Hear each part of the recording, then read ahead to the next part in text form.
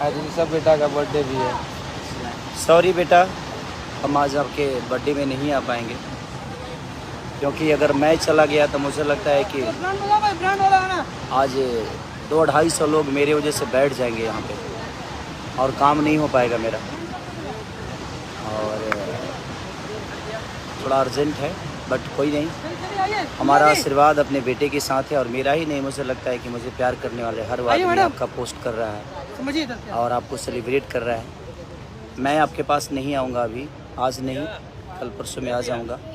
काम है, जितने भी आपके अंकल हैं सबके मनोरंजन के लिए ही वर्क कर रहा हूँ।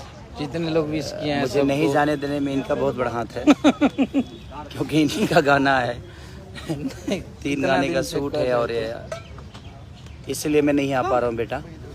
तो happy birthday to you Rishabh, आपको ढेर सारी शुभकामना कि आप अपने पिता से भी ऊपर काम करिए और आने वाले भविष्य में आप अपने पिता को भी पीछा छोड़ दीजिए। मुझे जितनी मोहब्बत दुनिया करती है सिर्फ आज ऋषभ का जन्मदिन त्योहार जैसा मन रहा है भैया सबको। चलिए, सबको दिल से थैंक यू, जो लोग भी पोस्ट कर रहे हैं और जो लोग भी ऋषभ के केक काटने वाले हैं, जो काट लिए हैं, उनको दिल से थैंक यू कि